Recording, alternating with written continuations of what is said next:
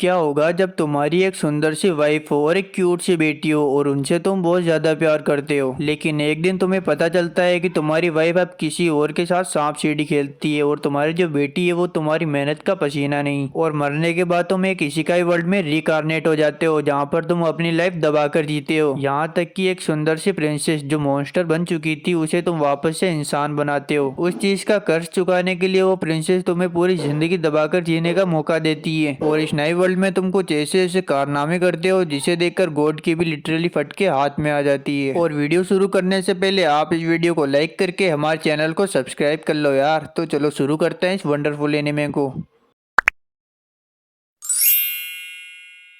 Liang जो एक office worker है और उसे अच्छे से नींद लिए हुए लगभग 10 साल हो चुके हैं। यहाँ तक कि काम का स्ट्रेस इतना बढ़ चुका है कि मानो वो एक टॉक्सिक एनीमे का साइड कैरेक्टर हो। लेकिन इस सब के बावजूद एक चीज है जो उसे अभी भी संभाले हुए है, वो है उसकी वाइफ मीका और उसकी प्यारी बेटी कानामे। लियांग हर बार की तरह थक हार कर अपने घर पर आता है। मीका भी उसका इंतजार कर रही होती है। लियांग कानामे के बारे में पूछता है। मीका बताती है कानामे सुबह से एक डॉग की जिद कर रही है। उसने अपने फ्रेंड के घर पर एक शरेबियन डॉग देखा था, तभी से वो एक डॉग की जिद कर रही है। लियांग इस मांग को पूरी नहीं कर सकता क्योंकि फिलहाल बजट टाइट है, लेकिन फिर भी जब वो अपनी बेटी की प्यारी सी शक्ल देखता है तो वो सोचता है कि अगर एक डॉग मेरी बेटी के चेहरे पर मुस्कान ला सकता है तो थोड़े एक्स्ट्रा सिप लेना भी चलता है। यह सोचकर वो अगले दिन कानामे को एक पेट शॉप में लेकर जाता है। मीका हैरान थी कि लियांग आखिर डॉग के लिए मान कैसे गया, क्योंकि उसे लगा था कि लियांग के ऊपर काम का बोझ काफी ज्यादा है। पर लियांग कहता है कि उसके लिए उसकी फैमिली की खुशी सबसे ऊपर है, यहाँ तक कि वो उसके लिए कुछ भी कर जाएगा। अगले दिन बॉस लियांग के ऊपर चिल्लाता है कि आखिर तुमने वो फाइल सबमिट क्यों नहीं की। लियांग कहता है कि उसने तो वो फाइल थर्सडे को ही तैयार करके बॉस को भेज दी थी, लेकिन बॉस तो एक पार्टी में चिकलेट क्लीना के साथ गुलछर्रे उड़ा रहा था। लेकिन बॉस लियांग की एक नहीं सुनता। लियांग के साथ हर जगह बस गलत ही गलत होता है। कभी उसके जूनियर उसके काम का क्रेडिट ले जाते हैं तो कभी सीनियर अपनी गलती का बोझ लियांग के ऊपर डाल देते हैं। इसकी जिंदगी बिल्कुल झंडे, बिल्कुल हमारी तरह। अपनी झंडू जिंदगी के बावजूद जब वो थक हार कर अपने घर पर आकर बस अपनी फैमिली की एक झलक देख लेता है तो वो सब कुछ भूल जाता है। एक दिन ट्रेन में उसका दोस्त लिट्टा उसे मैसेज करता है, नया किंडर ड्रॉप हुआ है, क्या तू मेरे लिए लेकर आ जाएगा। यह पढ़कर लियांग हंस पड़ता है। लिट्टा उसका बेस्ट फ्रेंड है इसलिए वह हाँ कर देता है। लियांग किंडा लेने के लिए गूगल मैप्स की वजह से दुकान खोजने लगता है, लेकिन फिर भी उसे नहीं मिलती। तभी अचानक से उसकी नजर मीका पर पड़ती है जो एक रैंडम आदमी के साथ डेट पर होती है। यह देखकर लियांग अंदर से हिल जाता है। वह कहता है कि मीका ने तो मुझसे कहा था कि वो कानामे को आज स्वॉर्ड प्रैक्टिस के लिए लेकर जाएगी, लेकिन ये क्या है भाई। घर आकर वो मीका से कैजुअली पूछता है कि आज तुमने क्या किया। मीका काफी सफाई से झूठ बोलती है। वह कहती है कि आज मैं कानामे को स्वॉर्ड प्रैक्टिस के लिए लेकर गई थी, तुम्हें बताया तो था। लियांग सच बोलने ही वाला होता है तभी वो खुद को रोक लेता है और खुद से ही कहता है मीका ऐसा नहीं कर सकती। मीका आखिर ऐसा क्यों ही करेगी, शायद मुझे ही वहम हुआ होगा। अगले दिन वो ऑफिस में काम कर रहा होता है, लेकिन उसका कंप्यूटर ठीक से काम नहीं करता, इसलिए वो उसे पूरी तरह से शट डाउन कर देता है और ब्रेक लेने के लिए थोड़ा बाहर टहलने लगता है। वो वापस उसी जगह पर जाता है जहाँ पर मीका पहले बैठी हुई थी, लेकिन अब वो वहाँ पर नहीं होती। यह देखकर लियांग के दिल को थोड़ी ठंडक मिलती है। तभी उसके कान में मीका की आवाज आती है और जब वो पीछे मुड़ता है तो देखता है कि मीका किसी से फोन पर बात कर रही थी। इस बार उसकी बेटी काना में भी उसी के साथ ही होती है। तभी काना में किसी और को एक लफ्ज बोलती है, वो होता है पापा। यह सुनते ही लियांग जैसे अंदर से टूटकर बिखर जाता हो। वो अपने आप को समझाता है शायद ये कोई दोस्त है, जब मैं नहीं होता हूँगा तो ये पापा बनने का रोल करता होगा। लेकिन वही बात होती है ना कि हम चाहे सच से जितना भी दूर भाग ले वो कभी ना कभी हमारे सामने आ जाता है। तभी उसका बॉस आकर उसके ऊपर चिल्लाता है कि तुम आखिर काम क्यों नहीं कर रहे हो। तो लियांग कहता है कि कंप्यूटर ठीक से काम नहीं कर रहा, हर बार ब्रेक के बाद मुझे इसे शट डाउन करना पड़ता है। तो बॉस कहता है कि तुम ब्रेक ही मत लो तो इसे शट डाउन करना ही नहीं पड़ेगा। तभी लियांग को मीका का कॉल आता है कि कानामे का एक्सीडेंट हो गया है, जल्दी हॉस्पिटल आ जाओ। लियांग वहाँ पर आता है। वह मीका से पूछता है कि आखिर कानामे है कहाँ पर। मीका कहती है कानामे ऑपरेशन थिएटर में। तभी अंदर से डॉक्टर बाहर आता है। वो इन दोनों से कहता है क्या आप इन दोनों के पेरेंट्स हैं, आप दोनों में से किसी एक को जल्दी से ब्लड डोनेट करना होगा। डॉक्टर उन दोनों से उनका ब्लड ग्रुप पूछता है। लियांग कहता है कि मेरा बी नेगेटिव है। मीका कहती है मेरा ओ नेगेटिव है। डॉक्टर कहता है कि हमें ओ नेगेटिव ही चाहिए, जल्दी से अंदर चलो। लियांग शॉक होता है कि आखिर उसकी बेटी का ब्लड ग्रुप ओ नेगेटिव कैसे हो सकता है। वो जल्दी से गूगल करता है, जहाँ पर वो देखता है कि ऐसा तो बायोलॉजिकली पॉसिबल ही नहीं है। लियांग को पूरा भरोसा हो जाता है कि कानामे उसकी बेटी है ही नहीं। घर आने के बाद वो मीका से सीधे पूछता है कि तुम मुझे बताओ कि कानामे मेरी बेटी है या नहीं। मीका उल्टा लियांग के ऊपर चिल्लाने लगती है। वह कहती है कि मैं ही पागल हूँ जो तुमसे शादी की, तुम तो इस फैमिली के लिए कभी प्रेजेंट ही नहीं रहे। लियांग कहता है कि तुम आखिर क्या बकवास कर रही हो, मैं तुम लोगों के लिए दिन रात ऑफिस में मेहनत करता हूँ। तो मीका कहती है कि तुम्हारा ऑफिस बिल्कुल बेकार है, ना तुम्हारी सैलरी बढ़ती है, ना तुम्हारा प्रमोशन होता है, और बोनस के नाम पर तुम्हें चंदा मिलता है। कानामे और मैं अब इस पूरी बकवास जिंदगी से परेशान हो चुके हैं। और बोलती है कि मैं 10 साल से कानामे को अकेली पाल रही हूँ, तुमने तो हमसे ठीक से बात तक नहीं की। लियांग ये सारी बातें सुनकर अंदर से टूटता जा रहा था, लेकिन मीका को इसकी कोई परवाह नहीं थी। मीका गुस्से में उठकर कहीं पर जाने लगती है। लियांग कहता है कि आखिर तुम कहाँ पर जा रही हो। मीका कोई भी जवाब नहीं देती। वो कानामे के दरवाजे पर नॉक करती है और कानामे से कहती है, बेबी अपना सारा सामान पैक करो, हम दोनों यहाँ से जा रहे हैं। लियांग मीका को ऐसा करने से रोकता है और उसका हाथ पकड़ लेता है, लेकिन मीका अपना हाथ छुड़वा लेती है और दूर हट जाती है। यहाँ तक कि लियांग उन दोनों के सामने झुक जाता है। वह अपनी बेटी से कहता है कि तुम मुझसे दूर नहीं जाना चाहती हो ना। तभी कानामे कहती है कि मुझे आपसे ज्यादा नए वाले डेट ज्यादा पसंद है। यह सुनकर लियांग अंदर से फट जाता है। अब वह अगले दिन वापस से अपने ऑफिस जाता है और किसी मरी हुई लाश की तरह काम कर रहा होता है। तभी बॉस उसे अपने पास बुलाता है और नया बम फोड़ता है। वह उससे कहता है कि किसी रैंडम अकाउंट में तुम्हारे कंप्यूटर से 50 मिलियन येन ट्रांसफर किए गए हैं, बताओ तुमने ऐसा क्यों किया। लियांग कहता है कि मुझे इस बारे में कुछ भी पता नहीं, लेकिन बॉस उसकी एक नहीं सुनता और उसे कंपनी से बाहर निकाल देता है। अब लियांग के ऊपर 50 मिलियन येन का कर्ज होता है। पुलिस उसे पकड़कर न ले जाए इसलिए वो एक मजदूर बनकर सारा कर्ज चुकाने की कोशिश करता है, लेकिन वह पूरी जिंदगी काम करे फिर भी इस कर्ज को नहीं चुका सकता। लेकिन वह हार नहीं मानता और खुद से कहता है कि अगर वो मेहनत करता रहेगा तो हो सकता है उसकी जिंदगी वापस से खुशहाल बन जाए। लेकिन असली मुसीबत तो अब आने वाली थी। जब वो ब्रेक में खाना खा रहा होता है तभी उसे खांसी होती है और खांसी के दौरान उसके मुंह से ब्लड निकलने लगता है और चेक कराने के बाद उसे पता चलता है कि उसे ब्लड कैंसर है। अब लियांग अपने बिस्तर पर थका हारा पड़ा हुआ होता है क्योंकि उसके पास इलाज कराने के पैसे नहीं होते और ना ही जीने की कोई वजह होती है। वह मरने की कगार पर होता है। तभी अचानक से उसके सामने एक रोशनी प्रकट होती है जिसके अंदर दिखाया जाता है कि उसका बॉस ही था जिसने 50 मिलियन येन का घोटाला करके लियांग को फंसाया था। यहाँ तक कि उसकी बीवी मीका जिसने उसे जिसके लिए छोड़ा था वो और कोई नहीं बल्कि उसका बॉस होता है जिसने उसकी जिंदगी बर्बाद करके रख दी थी। तभी एक घोड़ आता है जो उससे कहता है कि तुम्हारे साथ तो काफी बुरा हुआ, क्या तुम इन लोगों को ऐसे ही छोड़ दोगे। इधर लियांग फुल रिवेंज मूड में होता है। वह कहता है कि मैं इन सबको खत्म कर दूंगा अगर बस एक बार मुझे मौका मिल जाए। गॉड उसके इन नेगेटिव इमोशंस को देखकर काफी खुश होता है। वह उससे कहता है कि यह तो काफी अच्छी बात है। यह सुनकर गॉड काफी खुश होता है। वह लियांग से कहता है कि मैं तुम्हें एक नई जिंदगी देना चाहता हूँ, फिर मैं दूसरों के लिए नहीं अपने लिए जीऊंगा और वहाँ पर सबसे बुरी एंटिटी बन के दिखाऊंगा। और वो लियांग के सामने 4-5 नई वर्ल्ड रखता है और उससे कहता है कि तुम इनमें से जो भी चाहो वो चुन सकते हो। लियांग को यह देखकर विश्वास नहीं हो रहा था, लेकिन फिर भी वो एक ऐसी दुनिया को चुनता है जिसके अंदर टेक्नोलॉजी और मैजिक दोनों होता है। लियांग एक पेपर के ऊपर साइन करता है। साइन करते ही वो एक दूसरी दुनिया में रिकारनेट हो जाता है। लियांग अब रिकारनेट होकर प्लेनेट हाइड्रा के राजा का बेटा बन जाता है। अब सीन 5 साल आगे शिफ्ट होता है जहाँ पर लियांग का बर्थडे चल रहा होता है। सब लोग उसे बर्थडे विश करते हैं और उसकी मॉम उसे अपने पास बुलाती है। ये दोनों स्पेल कास्ट करके कहीं पर जाने लगते हैं। वहाँ पर एक बड़ा सा केक भी होता है। वो लियांग से कहती है कि इसमें तुम्हारा बर्थडे गिफ्ट है और जब लियांग उस गिफ्ट को खोलता है तो उसके अंदर एक रिमोट होता है। मॉम उससे कहती है कि ये तुम्हारी एआई रोबोट का कस्टमाइजेशन रिमोट है, इससे तुम उस मेड के सारे पार्ट्स को कस्टमाइज कर सकते हो। लियांग मॉम से कहता है कि मुझे मेड की क्या जरूरत है और वैसे भी मैं एक बच्चा हूँ, मुझे ऐसी चीजें नहीं करनी चाहिए। लेकिन मॉम सीरियस होती है। वह लियांग से कहती है कि आगे जाकर तुम एक राजा बनोगे, इसके लिए तुम्हें ये सारी चीजें आनी चाहिए। तभी लियांग का फादर वहाँ पर आता है जो लियांग से कहता है कि मैं तुम्हें एक बहुत ही बढ़िया गिफ्ट देना चाहता हूँ। लियांग एक्साइटमेंट में पूछता है कि आखिर वो क्या चीज है। उसके फादर उससे कहते हैं कि मैं तुम्हें इस प्लेनेट का राजा बनाना चाहता हूँ, लेकिन तुम्हें हर महीने हमें पेंशन के पैसे देने पड़ेंगे। लियांग काफी खुश होता है और बिना पढ़े एग्रीमेंट पर साइन कर देता है। उसके बाद उसके पेरेंट्स एक लॉन्ग ट्रिप पर चले जाते हैं। इधर लियांग को विश्वास नहीं हो रहा था कि उसे पैसा, पावर, इज्जत सब कुछ इतनी आसानी से मिल गया और वो मन में सोच रहा होता है कि वो जैसे चाहे अपनी जिंदगी को जी सकता है और उसे कोई रोकने वाला भी नहीं है। इस नई जिंदगी के लिए वो उस गॉड को भी थैंक यू बोलता है। दूसरी तरफ ये गॉड जो लियांग की बॉडी को देखकर कहता है कि इस जैसे दुखियारे तो हर गली में मिल जाते हैं। इस बेचारे को लगता है कि मैं इसकी मदद करने आया हूँ। अब वो कहता है कि चलो उन दोनों को भी देख लेता हूँ। इसका मतलब मीका और लियांग के बॉस से होता है। बॉस कहता कहता है कि मुझे लियांग के लिए काफी दुख हो रहा है, मैंने उसकी पूरी लाइफ बर्बाद कर दी। पर मीका कहती है कि तुम उसकी टेंशन क्यों ले रहे हो, उसने मेरे 10 साल बर्बाद किए हैं, दुखी तो मुझे होना चाहिए उस बेवकूफ की वजह से। खैर उसे छोड़ो। तभी गॉड अपने मैजिक का इस्तेमाल करता है और वहाँ पर पुलिस आ जाती है। पुलिस कहती है कि हमें पता चल गया है कि 50 मिलियन येन का फ्रॉड किसने किया है, वो तुम हो, और सारा का सारा इंजाम लियांग के ऊपर डाल दिया। अब पुलिस बॉस को अरेस्ट कर लेती है। इधर मीका काफी टेंशन में होती है क्योंकि अब ना उसके पास लियांग बचा होता है और ना ही उसका बॉस। यह सब देखकर गॉड काफी खुश होता है। वह कहता है कि कितने सारे नेगेटिव इमोशन है, मुझे मजा आ गया, इन दोनों को तो मैंने ठिकाने लगा दिया। अब असली मजा तो लियांग के साथ आने वाला है। मैंने उसे एक ऐसी दुनिया में भेजा है जिनमें लोगों की उम्र काफी लंबी होती है। वो दुखियारा अपनी नई जिंदगी में इतने सारे दुख सहेगा जिससे बहुत सारे नेगेटिव इमोशंस आएंगे और वो मुझे पसंद है। इधर दूसरी दुनिया में पायरेट्स एक जगह पर हमला कर रहे होते हैं। उनके लीडर को लगता है कि उनकी जीत हो रही है। तभी अचानक से उनके साथी एक एक करके ब्लास्ट होने लगते हैं और उनके पास से एक लाइट गुजरती है। यह होती है लियाफ किंगडम की प्रिंसेस नाइट। जब वो बैटलफील्ड में एंटर होती है तो एक एक करके सारे पायरेट्स को मारने लगती है। वह इतनी तेज और ताकतवर होती है कि पायरेट्स उसका मुकाबला नहीं कर पाते और वहाँ से दुम दबाकर भागने लगते हैं। प्रिंसेस अपनी सेना से कहती है कि चलो जल्दी उसका पीछा करो, हमें उसे भागने नहीं देना है। दूसरी तरफ लियांग की एआई मेड भी आ चुकी थी, पर लगता है लियांग को इसकी पैकेजिंग पसंद नहीं आई। लियांग को समझ नहीं आता कि वो इसे आखिर खोले कैसे। तभी बटलर उसे बताता है आपको बस इसकी पैकेजिंग को छूना है और वो ओपन हो जाएगी। लियांग पैकेजिंग को छूता है, पैकिंग धूल बनकर उड़ जाती है और उसमें से एआई रोबोट बाहर आ जाती है। लियांग उसे देखकर काफी खुश होता है। रोबोट अपना इंट्रोडक्शन देती है कि मेरा नाम अमेगी है। बटलर लियांग से कहता है कि ये आपकी पूरी जिंदगी सेवा करेगी, बस इसे हफ्ते में एक बार मेंटेनेंस की जरूरत पड़ती है, बाकी ये आपके लिए 24/7 एक्टिव रहेगी। पर लियांग को तो इस बुड्ढे की बातों में कोई भी इंटरेस्ट नहीं होता क्योंकि उसका ध्यान तो किसी और चीज पर है। बटलर उससे कहता है कि आप ये क्या कर रहे हैं। लियांग कहता है कि मैं तो बस चेक कर रहा था कि मैंने जैसा मंगवाया था ये वैसा आया है या फिर नहीं, बिल्कुल डबल डोज के साथ, ये काफी सॉफ्ट है। बटलर उसे बताता है कि ऐसे काम खुले में नहीं करने चाहिए। तो लियांग कहता है कि इसकी पूरी जांच करने के लिए मैं इसे कमरे में लेकर जाता हूँ, और यह कहकर वो कमरे में लेकर भी चला जाता है। थोड़ी देर बाद लियांग कमरे से बाहर आता है। अब अमेगी लियांग के कंधे दबा रही होती है और लियांग को काफी मजा आ रहा होता है। बटलर कहता है कि आप आखिर कमरे में उसके साथ क्या कर रहे थे। लियांग कहता है कि अरे तुम टेंशन मत लो यार, मैं दिखता 5 साल का हूँ लेकिन मेरा दिमाग 36 साल के आदमी जितना है। बटलर कहता है कि 36 साल के होने के बावजूद आप एक बच्चे ही हैं। अमेगी लियांग को समझाती है कि इस दुनिया में लोगों की उम्र 400 से 500 साल होती है और उन्हें अडल्ट होने के लिए कम से कम 100 साल पूरे करने होते हैं। लियांग कहता है कि यह तो काफी अच्छी बात है, अब मुझे जीने के लिए काफी ज्यादा समय मिलेगा और वो अमेगी के साथ मिलकर अपनी लाइफ एंजॉय कर सकता है। तभी बटलर कहता है आपको एक एआई रोबोट के साथ इतना घुल मिलकर नहीं रहना चाहिए। लियांग कहता है कि भला ऐसा क्यों।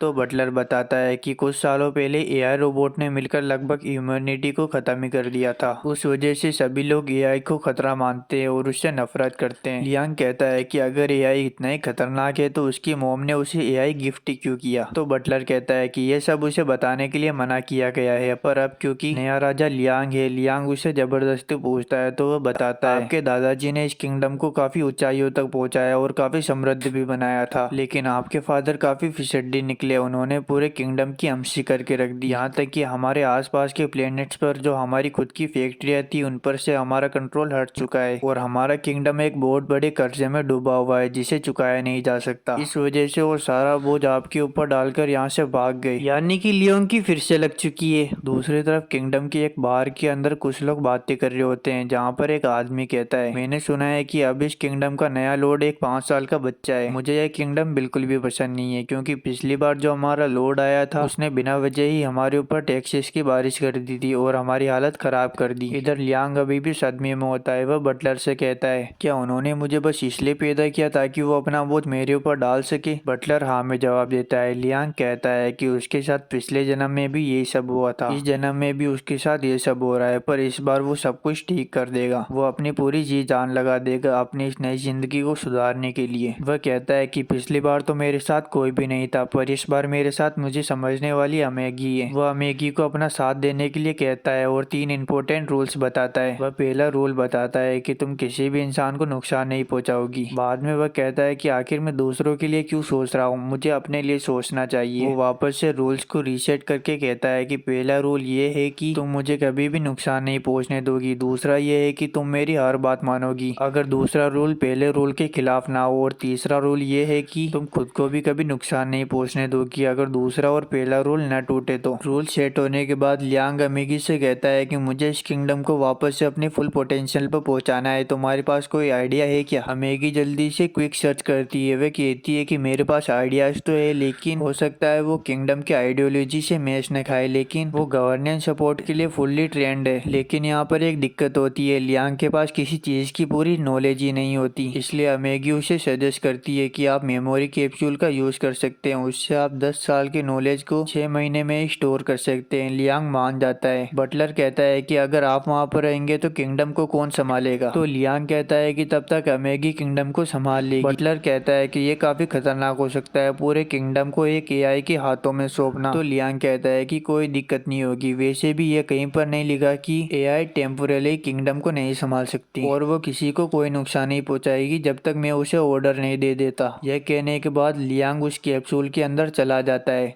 अब लगभग 2 साल बाद लियांग उस पोर्ट से बाहर निकलता है। वह अमेगी से पूछता है कि आखिर उसे कितना टाइम हो गया इस पोर्ट में रहते हुए। अमेगी बताती है कि उसे पूरे 2 साल हो चुके हैं। इधर लियांग को अपनी नई बॉडी में काफी अच्छा लग रहा होता है। लियांग नहा धोकर अपने सिंहासन पर बैठता है, जहाँ पर अमेगी उसे बेनफील्ड टेरिटरी की इकोनॉमिक सिचुएशन का अपडेट देती है। यह सुनकर लियांग काफी खुश होता है। वह कहता है कि मैं टेरिटरी को देखना चाहता हूँ, पर अमेगी कहती है कि उससे पहले मैं आपको बैटलशिप डॉक्स दिखाना चाहती हूँ। यह दोनों बैटलशिप डॉग्स देखने के लिए चले जाते हैं, जहाँ पर लियांग को काफी इंटरेस्ट आता है। लियांग अमेगी से पूछता है कि क्या मैं एक बैटलशिप सूट को ट्राई कर सकता हूँ? अमेगी कहती है हाँ, आप यूज कर सकते हैं, मैं आपके लिए एक बैटलफील्ड तैयार करवाती हूँ। अमेगी लियांग से कहती है कि आपको इसे चलाने के लिए बस बेसिक से मूव्स करने पड़ेंगे और आपके दिमाग में मूव्स जितने शार्प होंगे ये रोबोट भी उसी तरह काम करेगा। लियांग थोड़ा सा मूव करता है, तभी वो सूट खुद ब खुद आगे चलने लगता है। लियांग कहता है कि काश मैं इसमें फाइट भी कर पाता। यह कहते ही अमेगी एक कमांडर को लियांग के सामने खड़ा कर देती है फाइट करने के लिए। लियांग जल्दी से उसके ऊपर अटैक करता है, पर एक अटैक करते ही वो नीचे गिर जाता है और कहता है कि अब मैं हार चुका हूँ। उसकी एक्टिंग इतनी घटिया होती है कि लियांग कहता है तुम मेरा मजाक उड़ा रहे हो, मुझे पता है कि तुमने पूरी कोशिश ही नहीं की, अगर तुमने फिर से ऐसा किया तो बहुत बुरा होगा। और इन दोनों में वापस से फाइट होती है। कमांडर इस बार पूरी फॉर्म में होता है और जैसे ही लियांग उसके ऊपर अटैक करता है तो कमांडर बड़ी आसानी से नीचे गिरा देता है और उसे हरा देता है। इधर लियांग सदमे में होता है कि वो इतनी आसानी से कैसे हार गया। अमागी कहती है कि ये तो होना ही था क्योंकि वो एक सोल्जर है, उसके पास आपसे ज्यादा एक्सपीरियंस और विजुअलाइजेशन है। अगले दिन लियांग काफी गुस्से में होता है। वो बटलर से कहता है कि जल्दी एक कोच का इंतजाम करो जो मुझे फाइट सिखा सके, पर बटलर कहता है कि आप एक राजा हो, भला आपको फाइट सीखने की क्या जरूरत। लियांग कहता है कि वो अपनी पिछली लाइफ में काफी कमजोर था और सबने उसके ऊपर रोब जमाया था और वो इस लाइफ में बिल्कुल भी नहीं चाहता कि वो किसी और से हारे। अगले ही पल हम एक स्वॉर्ड मैन को देखते हैं जिसका नाम होता है मुसाशी। ये बंदा स्वॉर्ड ऑफ द फ्लैश का मास्टर है और ये लियांग को फाइटिंग सिखाएगा। इसे देखकर अमागी कहती है कि मुझे नहीं लगता कि ये जंडू आपको कुछ सिखा पाएगा। लियांग कहता है कि तुम सही हो सकती हो, लेकिन इसकी पोशाक बिल्कुल सामुराई जैसी है और लियांग के लिए बस इतना ही काफी है। फिर भी अमागी उससे कहती है कि तुम सिखाने से पहले तुम हमें एक डेमोस्ट्रेशन तो दे ही सकते हो। मुसाशी मान जाता है और इन दोनों को जंगल के अंदर लेकर जाता है जहाँ पर लकड़ी के गट्टे जमे हुए थे। मुसाशी कहता है कि मैं तुम्हें बस ये एक ही बार दिखाऊंगा और जिंदगी में कभी नहीं दिखाऊंगा। लियांग मान जाता है। इधर अमागी भी सबको रिकॉर्ड कर रही होती है। मुसाशी अपने मूव का इस्तेमाल करता है और थोड़ी देर बाद सारे गट्टे अपने आप नीचे गिरने लगते हैं। लियांग काफी खुश होता है। वो अमागी से कहता है कि जल्दी स्लो मोशन में करके दिखाओ। अमागी अपनी आंखों से रिकॉर्ड हुई वीडियो को स्लो मोशन में करके देखती है, लेकिन चाहे जितना भी स्लो मोशन करके देख ले उसे तो ये भी नहीं पता चलता कि मुसाशी ने अपनी तलवार बाहर निकाली भी थी या फिर नहीं। यह देखकर लियांग काफी खुश होता है कि मुसाशी इतना ज्यादा तेज है कि अमागी के कैमरास भी उसे डिटेक्ट नहीं कर पाए। लियांग मुसाशी से कहता है कि प्लीज आप मुझे अपना शिष्य बना लीजिए। मुसाशी लियांग को चेला बनाने के लिए तैयार हो जाता है। अब हमें रात का सीन दिखाया जाता है जहाँ पर मुसाशी कहता है, अरे उस झंडू को तो बिल्कुल भी पता नहीं चला, लगता है टिकटॉक ज्यादा देखता है। वो बेवकूफ कहीं का सोचता है कि मैंने इन लकड़ियों को एक बार में ही काट दिया, जबकि ये तो पॉसिबल ही नहीं है। अब मैं उसे सिखाने की एक्टिंग करूंगा और मुफ्त की पगार लूटूंगा। और यह पूरा किया धरा होता है इस गॉड का जो लियांग को दुखी करना चाहता है।